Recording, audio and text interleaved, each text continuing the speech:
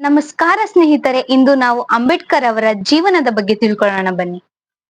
Doctor B R. Ambedkar ಅವರು April 14, 1891ರಲ್ಲಿ ಮಧ್ಯಪ್ರದೇಶದ ಮಾಹೋ ಎಂಬಲ್ಲಿ ಜನಿಸ್ತಾರೆ. ತಂದೆ ರಾಮ್ಜಿ ಹಾಗೂ ತಾಯಿ ಭೀಮಾಬಾಯಿ. ಅಂಬೇಡ್ಕರ್ ಅವರ ಜೀವನದ ಕರಾಳ ಸ್ಥಿತಿಗಳ ಬಗ್ಗೆ ತಿಳ್ಕೊಳ್ಳೋಣ ಬನ್ನಿ. ಭೀಮ್ರಾವ್ ಅವರು ಶಾಲೆಗೆ ಹೋಗ್ಬೇಕಾದ್ರೆ ಬೇರೆ ಮಕ್ಕಳಂತೆ ಬೆಂಚ್ ಮೇಲೆ ಕೂತ್ಕೊಳ್ಳಾಗಿರ್ಲಿಲ್ಲ. ಅವರೇ ಮನೆಯಿಂದ ಚೀಲ ತಂದು ಕೆಳ ಕೂತ್ಕೊಂಡ್ ಪಾಠ ಕೇಳಿಸ್ಕೋಬೇಕಾಗಿತ್ತು. ಭೀಮ್ರಾವ್ ಅವ್ರಿಗೆ ಮಡಕೆಯಲ್ಲಿ ನೀರ್ ಕೂಡ ಮುಟ್ಟೋಗ್ಬಿಡ್ತಿರ್ಲಿಲ್ಲ. ಮೇಲ್ವರ್ಗದವ್ರು ಬಂದು ನೀರನ್ನ ಮೇಲಿಂದ ಸುರಿದ್ರೆ ಮಾತ್ರ ಅವರಿಗೆ ಕುಡಿಯೋಕ್ ನೀರ್ ಸಿಕ್ತಿತ್ತು. ಅಷ್ಟೊಂದು ಕಷ್ಟಗಳ ನಡುವೆ ಕೂಡ ಅವರು ಜಗ್ಗದೆ ಕುಗ್ಗದೆ ಜಗತ್ತೇ ಮೆಚ್ಚುವಂತಹ ವಿದ್ವಾಂಸರಾಗ್ತಾರೆ. Doctor B R. ಅಂಬೇಡ್ಕರ್ ಅವರ ಶಿಕ್ಷಣ ಪಯಣ ರೋಚಕ ಮತ್ತು ಸ್ಫೂರ್ತಿದಾಯಕವಾಗಿತ್ತು. ಅವರು ಮುಂಬೈಯಲ್ಲಿ BA, MA, ಅಮೆರಿಕದಲ್ಲಿ PhD ತಾದ ಪದವಿಗಳನ್ನ ಪಡಿತಾರೆ. ಹಾಗೂ ಅವರು the problem of the rupee ಎಂಬ ಪ್ರಬಂಧಕ್ಕೆ DSc ಕೂಡ ಮಾಡ್ತಾರೆ. Doctor B R. ಅಂಬೇಡ್ಕರ್ ಅವರು ಒಟ್ಟು 64 ವಿಷಯಗಳ ಬಗ್ಗೆ ಪಾಂಡಿತ್ಯವನ್ನು ಹೊಂದಿರ್ತಾರೆ ಮತ್ತು ಅವರಿಗೆ 9 ಭಾಷೆಗಳು ಸಹ ಬರುತ್ತೆ.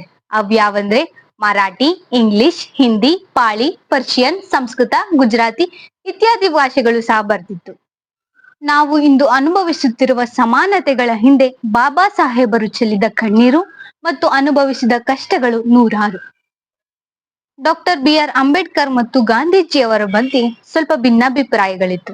ಇದು ಭಾರತದ ಇತಿಹಾಸದಲ್ಲಿ ಚರ್ಚಿಸಲ್ಪಟ್ಟ ವಿಷಯಗಳಾಗಿತ್ತು.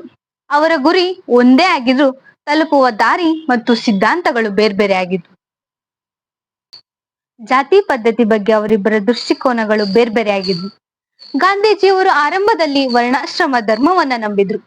ಜಾತಿ ಪದ್ಧತಿ ಹಾಗೂ ಅಸ್ಪೃಶ್ಯತೆಯನ್ನು ಹೋಗಲಾಡಿಸಲು ಅವರು ನಂಬಿದ್ದರು.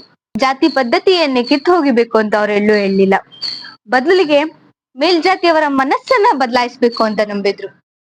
Doctor B R. ಅಂಬೇಡ್ಕರ್ ಅವರು ಜಾತಿ ಪದ್ಧತಿ ಎಲ್ಲಾ ಸಾಮಾಜಿಕ ಅನ್ಯಾಯಗಳಿಗೆ ಮೂಲ ಕಾರಣ ಅಂತ ನಂಬ್ತಿದ್ರು.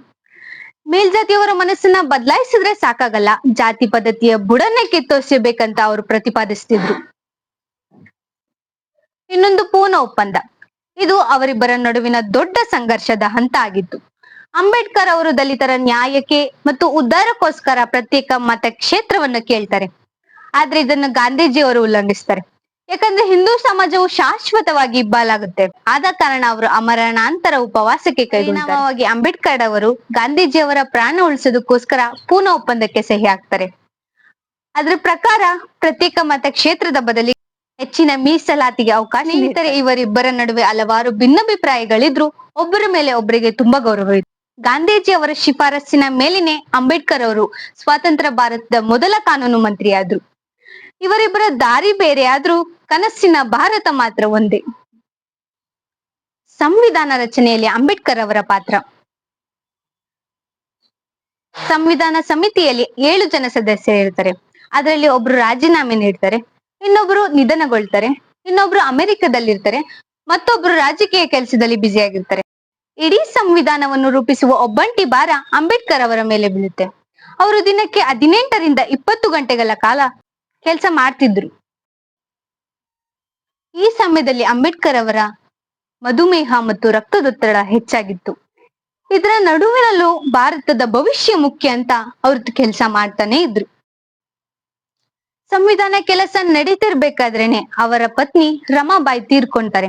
ಅಂತ ಹುಸಿ ನೋವಲ್ಲೂ ಕೂಡ ಅವರು ಸಂವಿಧಾನ ಎಂಬ ಪವಿತ್ರ ಗ್ರಂಥನ ರಚಿಸ್ತಾರೆ. ಅಂತಿಮವಾಗಿ ಡಾಕ್ಟರ್ ಬಿ.ಆರ್. ಅಂಬೇಡ್ಕರ್ ಅವರು ಡಿಸೆಂಬರ್ 6, 1956ರಂದು ನಿಧನಗೊಳ್ತಾರೆ. ಅಂಬೇಡ್ಕರ್ ಅವರು ನಮ್ಮನ್ನ ಅಗಲಿದ್ರು ನಮ್ಮೆಲ್ಲರ ಪ್ರತಿ ಮನಸ್ಸಿನಲ್ಲಿ ಈಗಲೂ ಕೂಡ ಇದ್ದಾರೆ. ವಿಡಿಯೋ ನಿಮ್ಗೆ ಇಷ್ಟ ಆಗಿದ್ರೆ ಲೈಕ್ ಮಾಡಿ, ಶೇರ್ ಮಾಡಿ ಮತ್ತು ಸಬ್ಸ್ಕ್ರೈಬ್ ಮಾಡಿ. ಧನ್ಯವಾದಗಳು.